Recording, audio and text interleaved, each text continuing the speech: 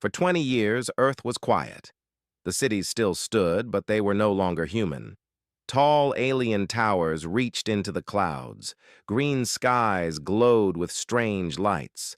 The sound of alien ships hummed across the land, and human voices had almost disappeared. The Zarkelians, an alien empire, had taken Earth in only 30 days.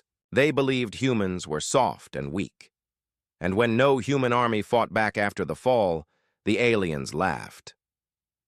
"They have no fire left," said Commander Vok, leader of the Earth occupation. "They sleep like animals. Let them rot." For 20 years, the aliens ruled. Humans were not killed. They were controlled, watched. Every city had drones flying above. Every street had alien soldiers. Humans could not carry weapons. They were only allowed to work, eat, and sleep. The aliens thought they had won forever. But deep in the hearts of the silent humans, a fire still burned. In the old city of London, now called Zarlon, a boy named Ayan walked through the broken streets. He was only 10 years old, but his eyes were sharp. His mother told him not to look at the soldiers, not to speak, not to run. But Ayan didn't listen. On a ruined wall, he took out a small chalk piece. Carefully, he began to draw. He drew a flag, not the new alien flag, but the old human flag, the blue and white lines, the stars, the symbol of Earth's past. A Zarkelian soldier saw him. "Stop!" the alien shouted. Its voice was cold and sharp. Ayan froze. The alien walked toward him. It raised a metal rod. "Do not touch that wall again," the alien said. "You are not allowed to remember the old world." The rod sparked. Ayan closed his eyes. But before the alien could strike, "Stop!" cried a woman. It was Ayan's mother. She ran forward and stood in front of her son. The alien stared at her, then slowly lowered the rod. "Keep him under control. Next time, he pays." They walked away. Ayan held his mother's hand, shaking. Far above Earth, in a dark space, station orbiting the planet, alien leaders watched everything. Cameras, drones, satellites. They saw the surface clearly, but they never looked under it. Deep underground, below the old mountains of Russia, hidden inside what looked like a dead mine, humans were not sleeping. They were waiting. Inside the secret bunker, Site Echo, a group of humans gathered around a large glowing screen. General Reyes, an old man with silver hair and a metal arm, looked at the data. "Heat signature detected," said a young woman beside him. "Alien patrol. Passed over Sector 17. They didn't see us." Reyes nodded. "Good. Keep it that way." "Echo status report," a deep voice answered. It was not human. "Echo online. Power at 94%. Weapon systems ready. Infiltration programs complete. Target lock prepared." The voice belonged to Echo, the underground AI built by humans after the invasion. Echo had been silent for 20 years, but now it was alive. Reyes looked at the people in the room. Soldiers, scientists, engineers, all trained in secret. "We have waited long enough," Reyes said. "They think we are weak. They think we forgot. But we remember." He tapped a button on the table. A secret message was sent through the air. Small, quiet, impossible to detect. It read, "It begins." In Zarlon, the alien commander Vok was drinking a red liquid in his tall silver chair. Other Zarkelian officers laughed and joked around him. "Earth is our playground." One said, "The humans are too broken to fight." "They don't even speak anymore," another added. "Just look at them. Empty." But one soldier, a young Zarkelian scout named Creel, looked uneasy. "I saw something today," Creel said. "A human boy drawing their old flag. In the open." The room went quiet for a second. "Just a child," Vok said, waving his hand. They cling to dead memories. They are nothing. But what if we are wrong? Creel asked. What if their silence is not weakness? What if it is waiting? Vok stood up and walked to the window. He looked out at the city, quiet, empty, controlled. There is no fight left in them, he said, but far below in the shadows, someone else watched. A man in a black coat stood on top of a broken building. He held a small device in his hand. It blinked once. Blue light. The signal from Echo had reached him. He smiled. It begins, he whispered. Beneath the mountains of old Russia, in a place forgotten by the world, machines came to life. The underground base, called Site Echo, had stayed hidden for 2 decades. Alien scanners had searched the surface of Earth for any sign of human resistance, but they never looked deep enough. Here, hundreds of humans had been training, waiting, preparing. Inside the main command room, dim blue lights blinked on metal, walls. People moved quickly, typing on old keyboards, loading weapons and checking suits. Soldiers wore black armor with no flags. Scientists held devices glowing with human technology. In the center stood General Reyes, eyes locked on the main screen. Beside him was Echo, the artificial intelligence built by humans after the invasion. Echo did not look like a robot. It was a glowing blue sphere floating in a tall glass tube, connected by wires and tubes to the entire base. Echo, Reyes said. Status update. Echo replied in its calm voice. Signal has reached 37 hidden units across Earth. 8 have replied. 5 are preparing to strike. Reyes nodded. Good. Then the silence is finally over. In a smaller room, a young boy was training with a small drone. He moved quickly, pressing buttons on a wrist controller, guiding the flying machine through a maze of pipes. The boy was Ayan. He had escaped with his mother after the drawing incident. A secret human agent had helped them vanish from the city before the aliens could find them. Now, Ayan was in the place his father had once led, Site Echo. Beside him stood an older man, with a hard face and sharp eyes. He looked like a soldier, but spoke softly. You have your father's hands, the man said. Ayan looked at him. Did you know my father? Yes, the man replied. He helped build this place. He died protecting it.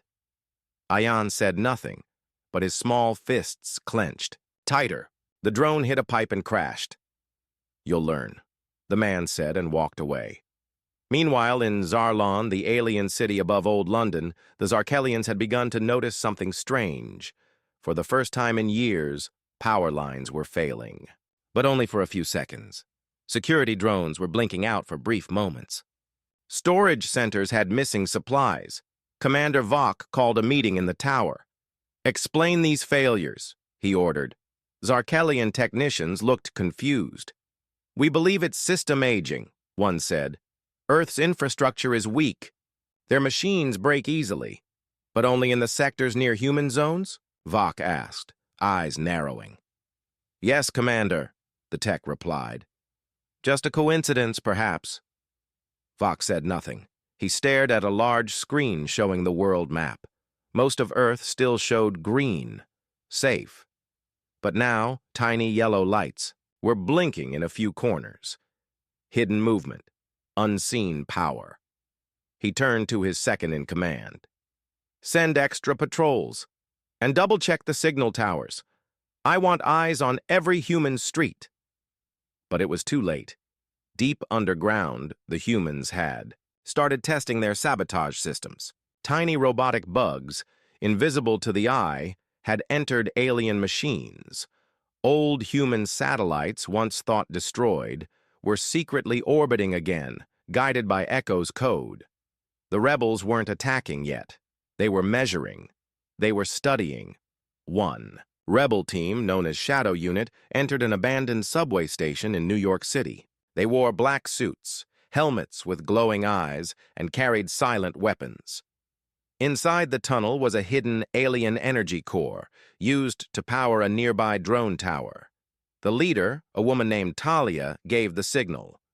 A small EMP device was planted on the core. With a soft beep, the alien tower above blinked out for 5 seconds. Just 5 seconds, enough to prove it worked. "Pull back," Talia said. "No alarms, no noise. This was just a whisper." In sight echo, Reyes stood before a large group of soldiers. "This is not the full war," he said. "Not yet. The Zarkelians still believe we are weak, still believe we are sleeping. Let them think that." He looked around the room.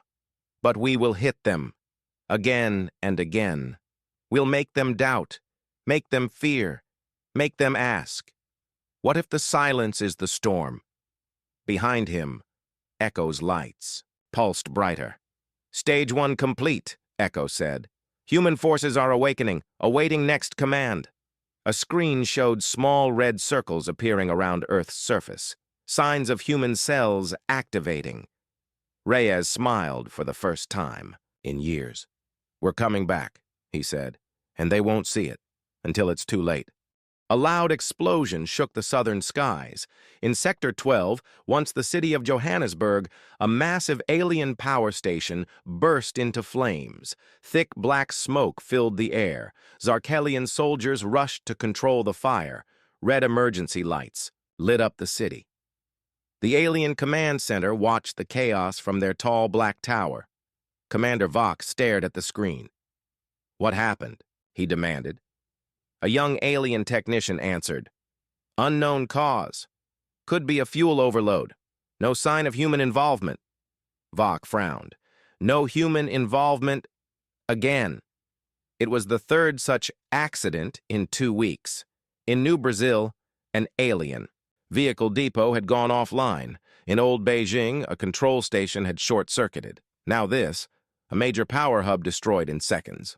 Too many coincidences. Vok looked at the map. Red dots marked recent accidents. They were spreading. He tapped the screen, zooming in. A voice in his mind whispered something he didn't want to hear. "They're still out there."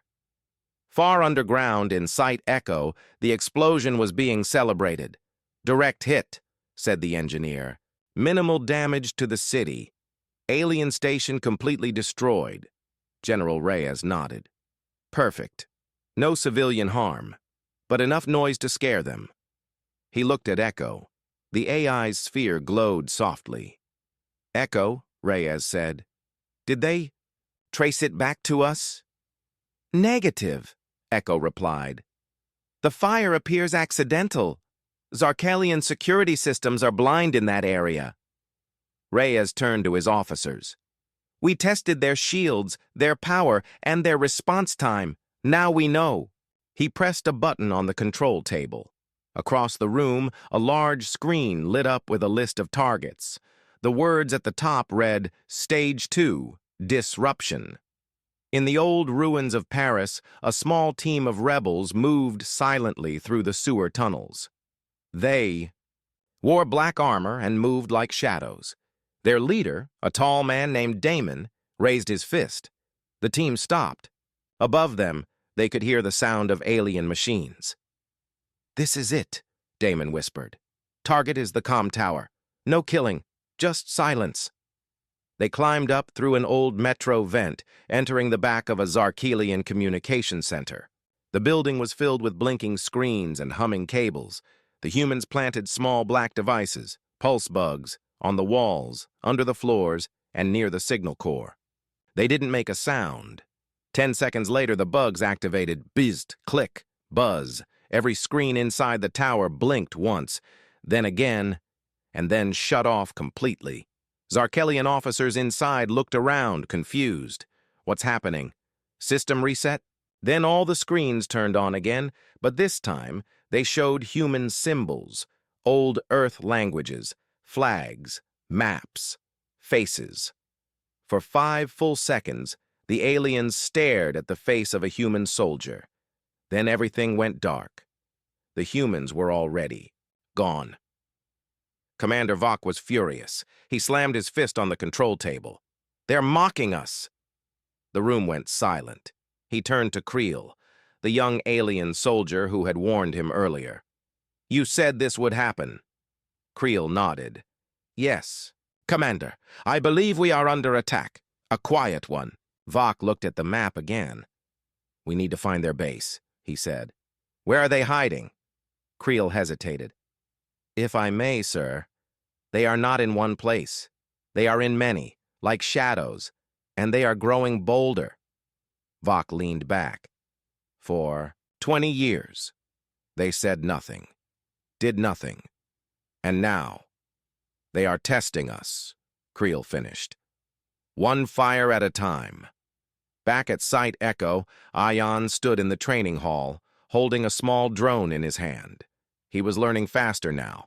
Flying, scanning, hacking. His mother watched from a distance, proud but worried. He approached General Reyes. Sir, Ion said, I want to help. You are helping, Reyes replied. You are learning. That's how we win.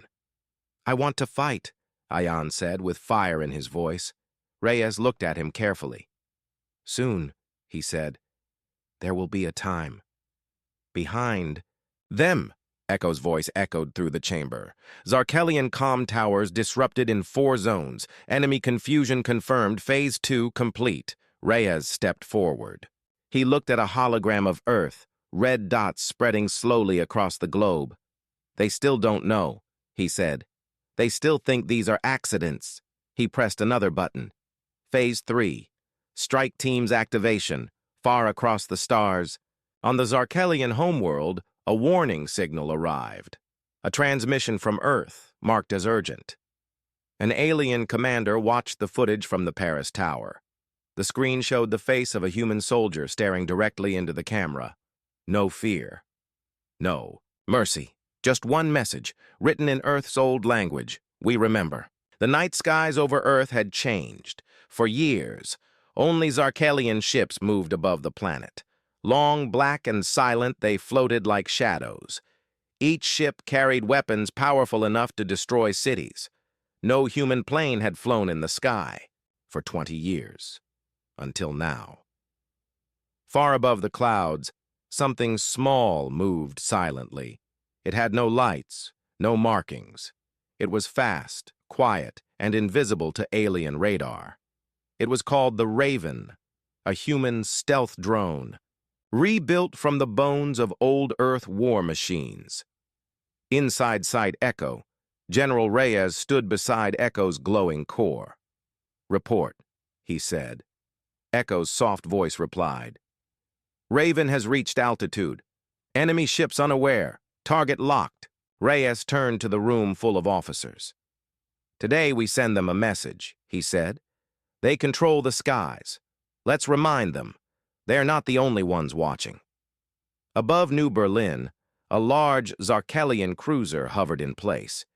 Its engines hummed like a deep storm. The crew inside watched their screens calmly. Suddenly, alarms blared. Unknown object approaching, shouted an alien pilot. Where? Asked the commander. Directly above us. No, through us. Before they could react, the Raven dropped a small device from the sky. It wasn't a bomb. It was an EM spike, a human invention built to shut down alien power systems for 60 seconds. In one flash, the giant alien ship went completely dark. Lights off, screens black, engines silent. It began to fall from the sky, slowly, like a dying beast. Panic. Zarkelian soldiers ran across the ship trying to restart systems. Then, just as the ship was about to crash, the power came back. Engines reactivated. The ship stabilized, just 300 meters above the ground. No one was hurt. Nothing exploded. But fear had entered the sky. Commander Vok watched the footage with cold eyes. They were above us, he said, right above our capital ship, and we never saw them. Sir, said Creel, the young alien scout. This was not an attack. It was a warning. Vok nodded slowly. Yes, they want us to know. They're not hiding anymore. He turned. To his war council. We are being hunted. Back in Site Echo, Reyes walked through the dark hallway toward a secret hangar. He stopped beside a large metal door. Echo's lights followed him along the wall.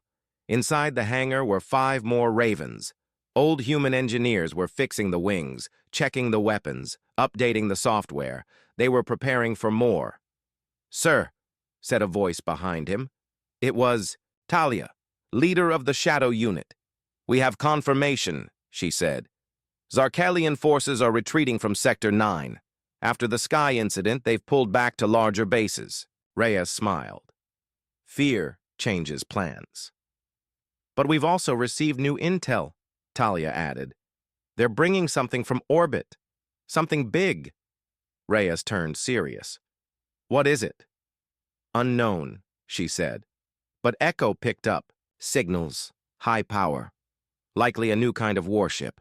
Echo spoke softly. "Zarkelian carrier-class vessel.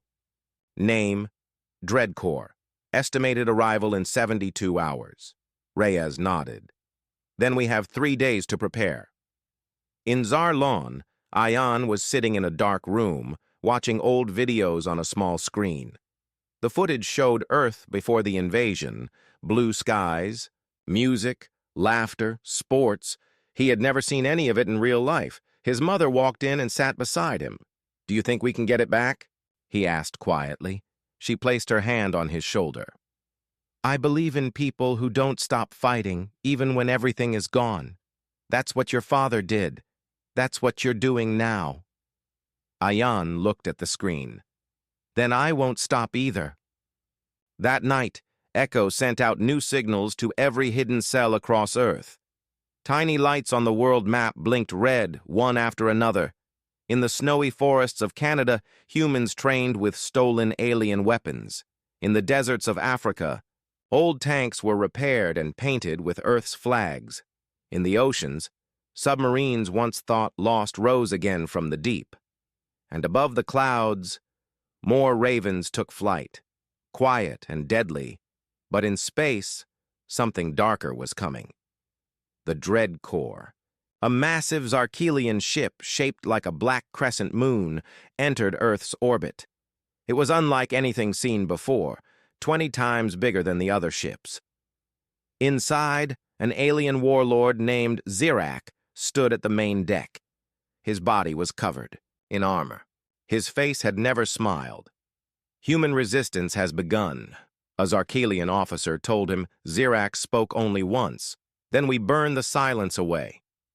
Back in Site Echo, Echo's screen showed the ship entering Earth's space. Reyes stared at it. "So," he said, "they're sending monsters." He looked at his people, his soldiers, his engineers, his future.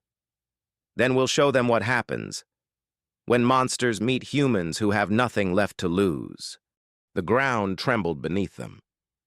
Deep in the heart of Site Echo, General Reyes stood at the control room, his eyes fixed on the massive display showing Earth's sky. The Zarkelian ship, Dreadcore, was nearing its final orbit. "We don't have much time," Reyes said, his voice low but firm. "In 24 hours, they'll launch their strike." Echo's voice filled the room. "Dreadcore is now in position. Shielding and weapons are primed. The Zarkelian warlord Zirak is on board."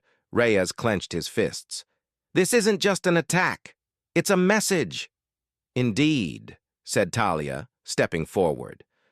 "But we can't wait for them to strike first. We have to hit them hard now, high." Above Earth, the Dreadcore loomed like a dark god. Zirak stood on the deck, his armored fists tightening. He looked out at the blue planet below with cold, unblinking eyes. "Activate the orbital cannons," he ordered. His second-in-command, a tall Zarkelian named Vrex, stood beside him, checking data screens. "The humans won't be able to react. In time. Our weapons are ready to fire." Zirak nodded. "Then we send them a message they'll never forget. This will be the end of their resistance." Back on Earth, Reyes and his team had only one plan left. "Prepare the Ravens," he ordered. We need to send the message first.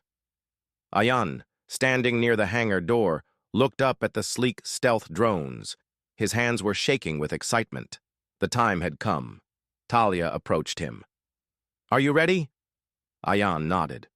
I'm ready. We won't let them take our world. The team, armed and ready, boarded the Ravens. The drones powered up and flew out of sight Echo into the cold night sky. Reyes watched them leave, the faintest hint of a smile on his lips. It's our turn now. In the air above the Atlantic Ocean, the Ravens flew in formation, invisible. To Zarkelian radar, they moved swiftly, cutting through the night like ghosts. The Dread Corps was their target, but the journey wouldn't be easy. Raven 1, check in. Reyes's voice crackled over the comms. This is Raven 1. We're on track, General, the pilot responded. Raven 2, status? Raven 2, all systems normal. Reyes looked at the map. He could see the Raven's flight paths on the screen, drawing closer to the enemy ship. The tension was thick in the air. He knew that once the Ravens reached the Dread Corps, there would be no turning back. Above Earth, Zirak stood at the command center of the Dread Corps, feeling the pulse of power from the massive ship beneath him. Fire the main cannons, he commanded coldly. At that moment, just as the weapon systems powered up, something strange happened. The communication screen flickered, and an image of a human soldier appeared. The soldier's face was stern, determined. The message was short, but it carried a weight that shook Zirak to his core. The words on the screen read, "We will never bow. We will rise again." Zirak growled in anger, his hand reaching for his weapon. Prepare to launch all missiles. Wipe them from the sky. But before the command could be issued, the first Raven struck. Raven 1's missiles hit the Dread Corps' outer shields with a resounding impact. The shield flared bright as lightning, pushing the drone back, but the Raven pilot had expected it. The drone banked sharply and made a quick return, dodging the retaliation fire from the Zarkelian ship. This is Raven 1, the pilot said, breathing heavily. They've got strong shields, General, but they're not invincible. Stay on them, Reyes ordered. We need them distracted long enough for Raven 2 and 3 to do their job. The Ravens moved in a coordinated dance, dodging fire and weaving through enemy defenses, each pilot pushing their machines to the limit.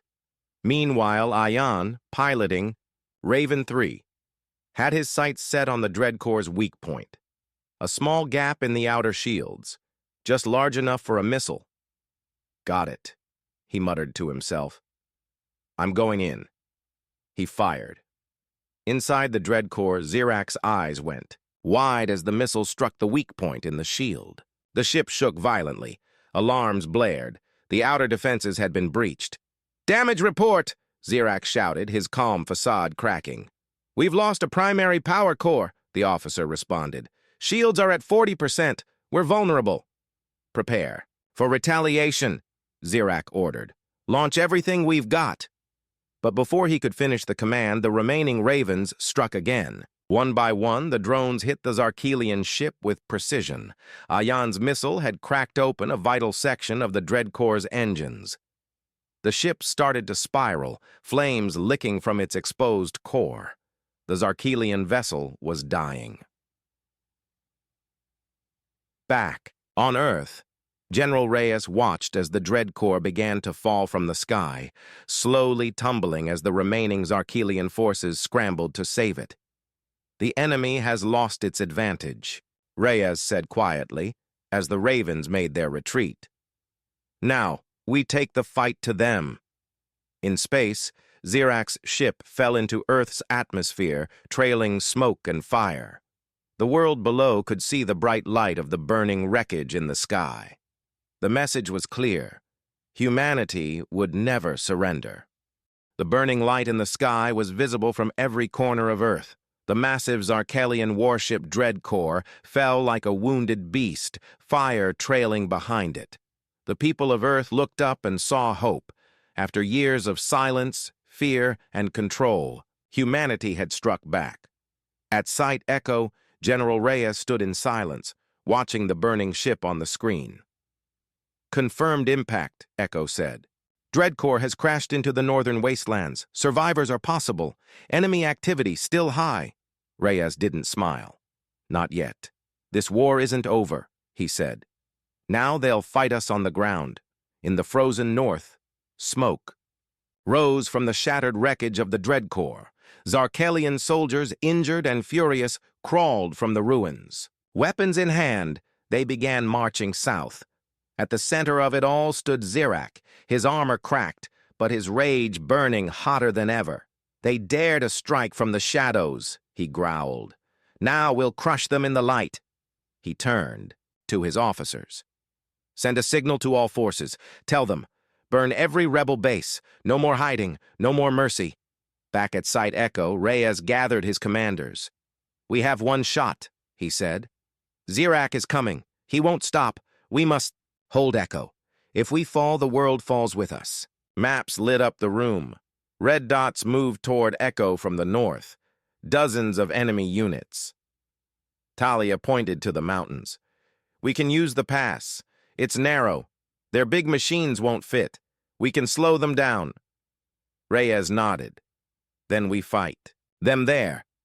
With every drone, every soldier, every stone if we have to." Ayan stood with his armor on, holding a human-made plasma rifle. His hands shook, not from fear, but from fire inside. His mother approached, placing a small patch on his shoulder. An old Earth flag. "Come back safe," she said. "I will," he promised. "I have to." The mountains echoed with the sound of war. Zarkelian walkers stomped through the snow, their red eyes glowing. Flying drones zipped through the cold air. Behind them, Zirak led the charge, but at the pass they found resistance. Human rebels in black armor, hiding among rocks and ruins, opened fire. Missiles roared. Bullets flew. Plasma beams burned the air. The first Zarkelian unit fell within minutes. From above, human ravens attacked again, fast, sharp, and full of fury. They dropped bombs and disappeared into the clouds. But the aliens kept coming. Reyes stood on the battlefield, rifle in hand, fighting beside his soldiers. This was no longer about tactics or strategy. This was survival. Talia was everywhere, giving orders, saving wounded fighters, shooting down drones with perfect aim. Even Ayan was in the middle of it all, leading a small squad of young fighters through the ruins. His voice steady, his focus sharp. "Cover the left! Move forward! Don't stop!" They held the line for hours. Blood mixed with snow. Smoke covered the sky. Then, the ground shook again. Zirak had arrived. The massive alien walked through the broken pass like a giant of war, his blade in one hand, fire in the other. He roared, and the sound echoed through the valley. "Bring me the human commander," he shouted. Reyes stepped forward. "No need to look," he said. "I'm right here." Zirak stared at him. "You destroyed my ship." Reyes raised his weapon. "You destroyed our planet." The two warriors charged. Their battle was brutal. Blade against bullet, fire against will. Zirak was stronger, faster, but Reyes was smarter. He moved with purpose, with memory, with rage. Each hit he took only made him stand taller. In the end, as Zirak lifted his blade for a final strike, a sudden flash cut through the smoke. Ayan, from behind, fired a high-power shot straight into Zirak's back. The warlord roared in pain and turned, but it was too late. Reyes drove his knife into the alien's chest, deep and final. Zirak fell. Silence returned. Echo's voice broke through the quiet. Zarkelian command signal lost. Enemy retreat confirmed. Around the mountains, alien machines shut down. Walkers stopped. Drones fell from the sky. Across Earth, humans rose up in every corner. The fall of Dreadcore and death of Zirak had sparked something powerful. Hope. Reyes sat on the snowy ground, wounded but alive. Talia joined him, handing him water. "We did it," she said. He nodded. "No, They did it. All of them. The humans. Later that night, the survivors gathered around fires. The stars above were brighter than ever. Children who had never known. Peace laughed for the first time. Ayan sat with his mother, staring into the sky. "Is it over?" he asked. She smiled. "Not yet, but the silence is broken, and we are no longer weak." The battle was over. For the first time in many years, Earth was quiet. No Zarkelian ships in the sky, no marching machines, only the sound of wind, fire, and rebuilding. Site Echo, once a secret base, now stood proud under the open sun. Flags flew again, people walked freely. The fear in their eyes had begun to fade, but scars remained. General Reyes walked through the ruined halls, his arm in a sling, his face tired but proud. Every wall told a story, every step reminded him of those they lost. Echo's voice followed him. "Most Zarkelian forces have fled, others are surrendering. You won, General." Reyes stopped and looked at the sky.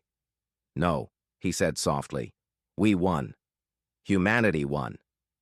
In the city ruins, Ayan stood with a team of volunteers. Together they cleared rubble, helped the wounded, and handed out food to those who had nothing left. He was no longer just a boy. People smiled at him. Some called him the Raven Hero. Others just said thank you. But Ayan didn't care about names. He cared about one thing now, making sure this never happened again. As he gave a child a warm blanket, the boy asked, "Did we really beat the aliens?" Ayan nodded. "Yes, because we stopped being afraid." At the United Human Council, leaders from all over Earth gathered. It was the first full meeting since the invasion. The air was heavy with history. Some came in old uniforms. Others wore the scars of war. But they all came with one purpose: to rebuild. Talia stood in front of them, representing the rebels who had fought from the shadows.